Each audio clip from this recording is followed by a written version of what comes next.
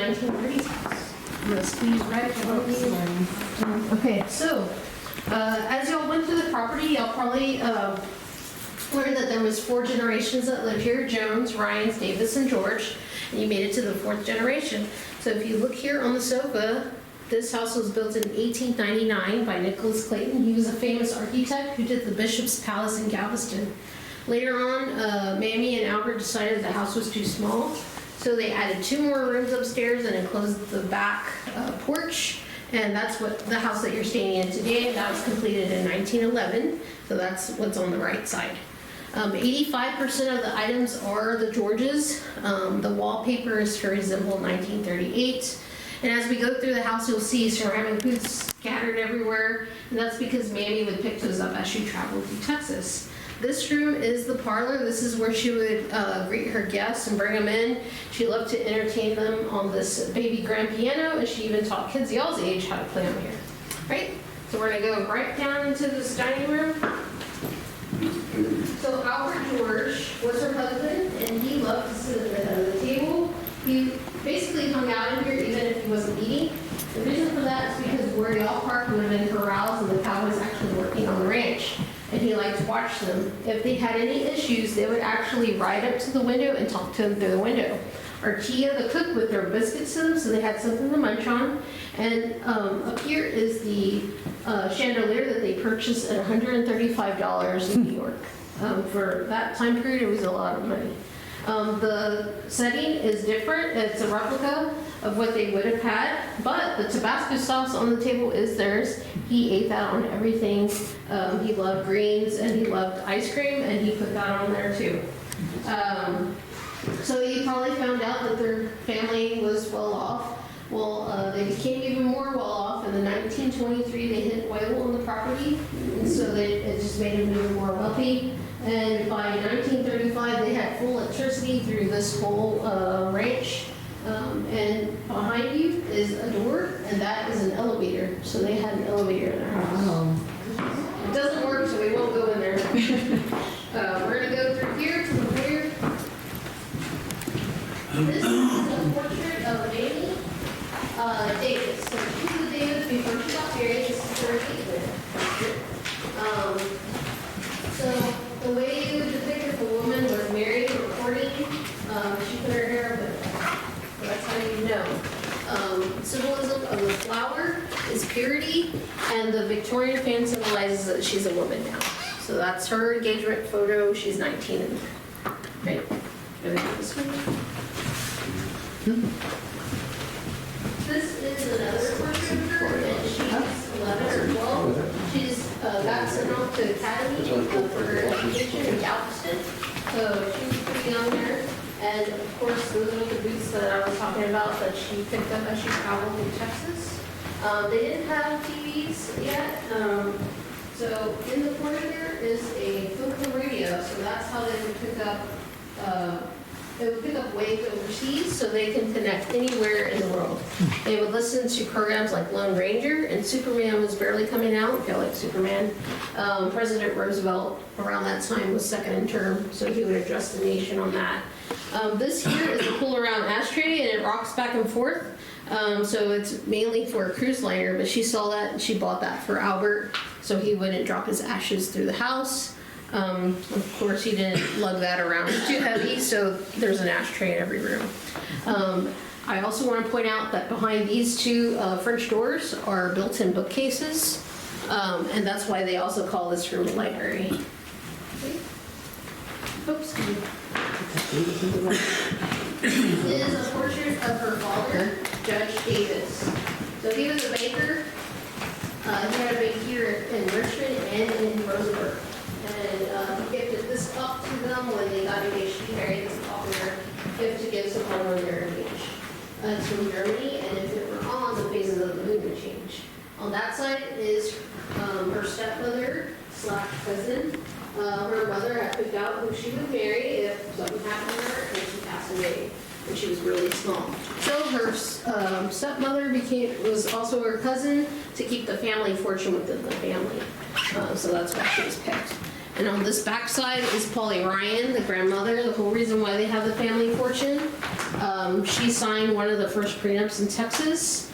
She also had her own ranch business where she was selling cattle. She also bought out her siblings out of their properties. So she was pretty smart. Okay, we're gonna go right through here into this room here.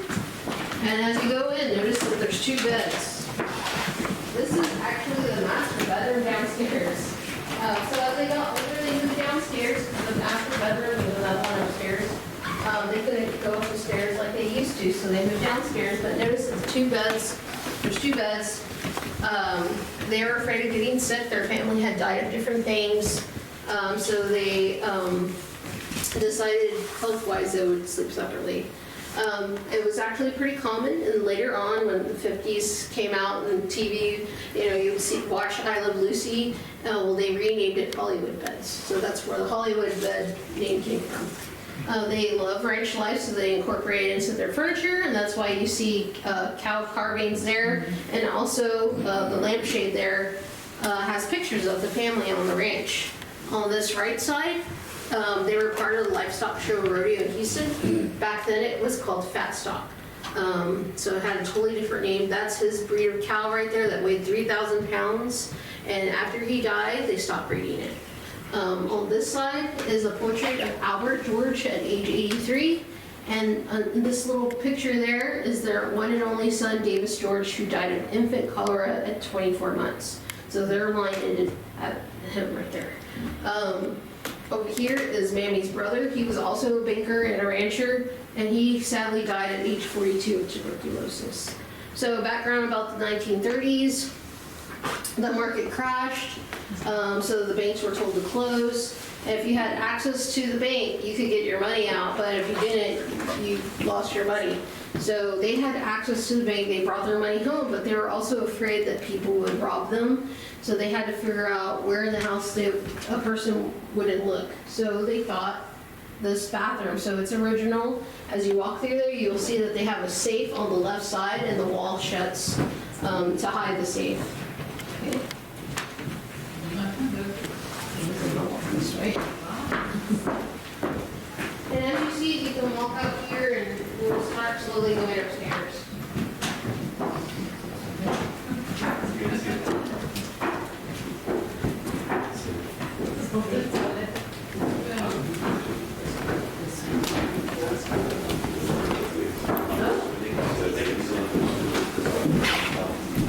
Had a shower. Yeah. Right. I thought it was like, let's see. Let's go over there.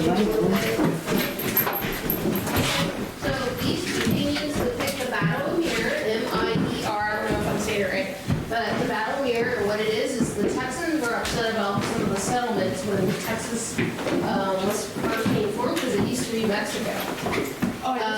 This is after the Mexican Revolution? I think so, yes. Okay. So what happened was the Texans went to Mexico unannounced, and so they got captured by the Mexicans. And so a second group went, and then they got captured too. And basically William Ryon, which was Polly Ryan, the grandmother's boyfriend at the time, was part of that. And he got captured. He came back telling the story that he had to pick from a jar of beans.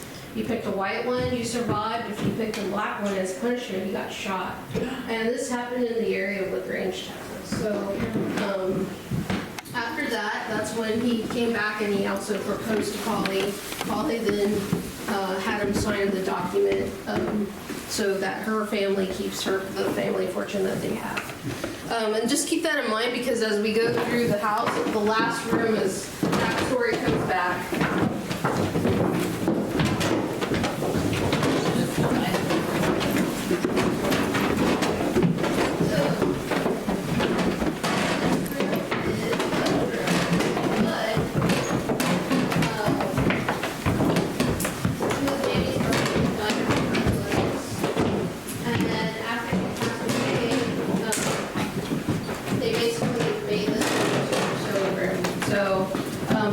You probably also learned that he had a room at the Davis house. He also had a room at the Rice Hotel. He was a bachelor that never wanted to be married.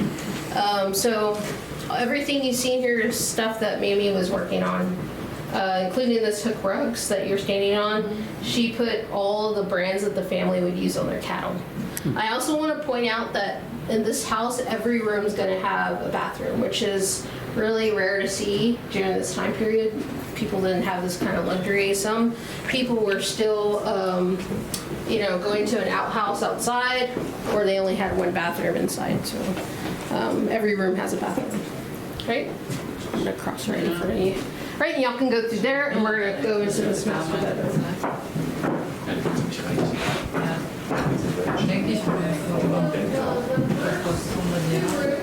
One and two here were part of the 1.5 story, and then 3 and 4 were added on. So this is the actual master bedroom. Those are the original remaining, like I said, 0, 1, all over.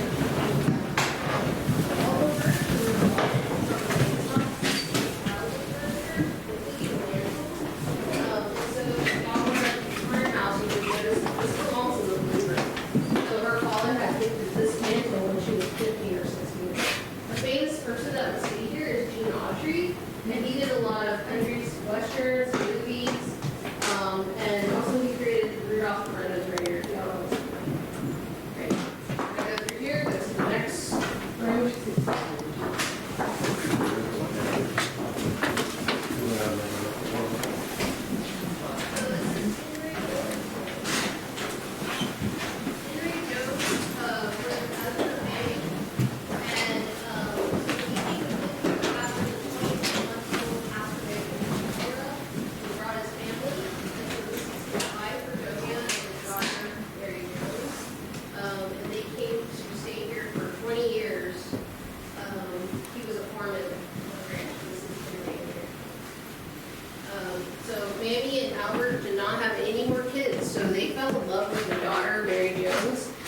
Decided, you know what, she's going to be the next heiress.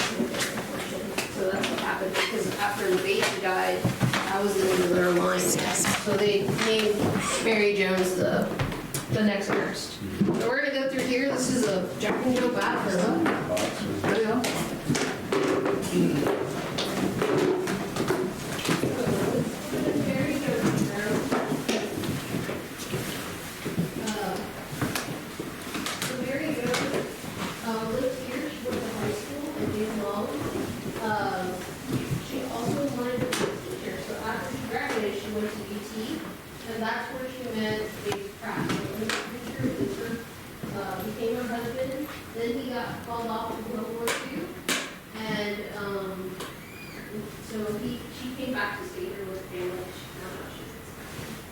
So she had her own Philco radius, like having your own TV in your room, so using your imagination.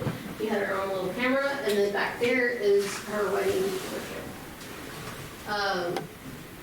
So, sad story though, is one day they decided to go to town. On the way back, they got hit by a gas truck. So everybody in the car got kind of banged up because the car doesn't have the safety they do now.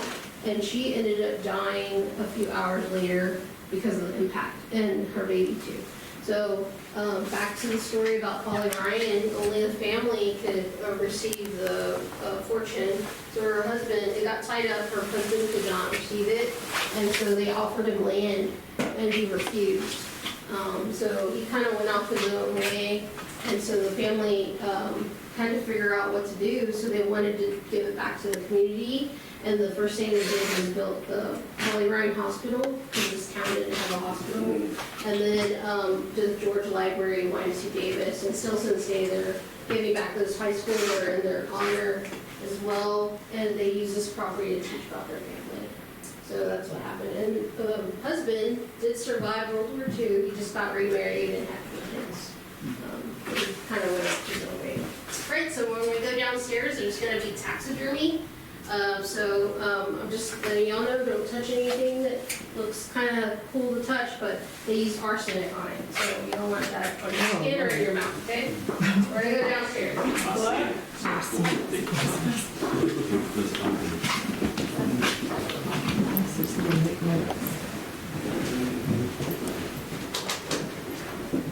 What's that?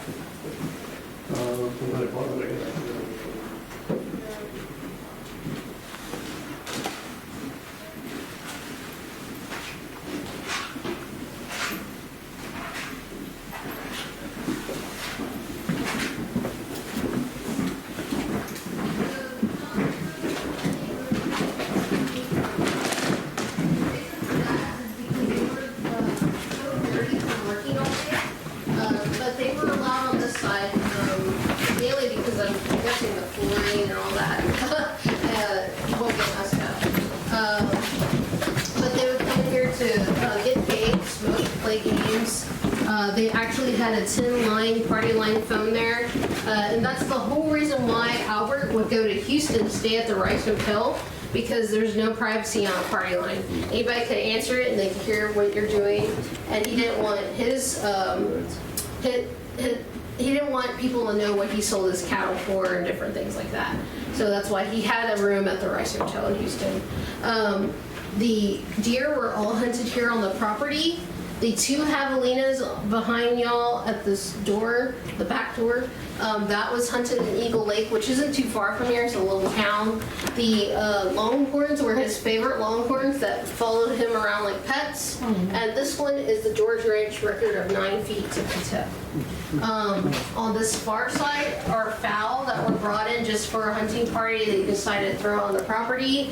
And above that cabinet, you'll see a basket. That's actually an armadillo basket created by our Tia the cook, who knew how to make them. And she would raffle them off at her church and make money for them. And so the Georges bought that from them. Also, they were really good friends with the King Ranch, and they bailed them out during the Depression. And as a thank you, the King Ranch gifted this golden eagle. So that's what this is here. They found it in barbed wire deceased on their property, so they gifted it, and we have a permit just to show it, because it's an endangered species, and really no one's supposed to have an eagle unless you're Native American. So we have a permit to show it. All right, so we're gonna go through here, watch your step as you come through this butler's pantry. They were about improvement in technology, so all the stuff you're gonna see next are high-end appliances. This looks really good. It actually has-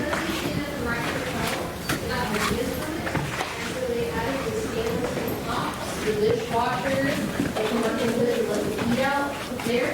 That was all ideas from the Rice Hotel. Behind this gentleman here is an intercom, radio, toaster, electric iron, and a vacuum. Those were also ideas that they saw at the Rice Hotel. So our Tia the cook, this lady here, would cook on the gas range stove Monday through Saturday, and she would pull off all the knobs. And she didn't want anybody to touch the stove that they let her use. She loved it. But she would go to home like 2 buildings over. And so they had to get the Sunday stove, which is right behind this lady here. And notice that it has a car front to it. So General Motors and General Electric created this. It's a 1954 stove. And these pull out, these are salt and pepper shakers. So it's pretty fancy, but Mamie would bake pies and cook for Albert on Sundays. So this. Right, so we're gonna go out that back door right here, and I'll show you how they got their water. So people will walk in. Was war die dann Sklavin, oder? Die hier gekocht wird. Die waren schwarz. So they first started out with Natürlich, das auch. later on they said, you know what, we're gonna advance to the cistern, and what it does is it pumps water up into this white building, which is a water tower, and back down to the house. So that's how they had water pressure. In the middle there is where they would store their butter, their milk, and their canned goods. So everybody had a victory garden back then, so they would have things during the winter that normally wouldn't grow there.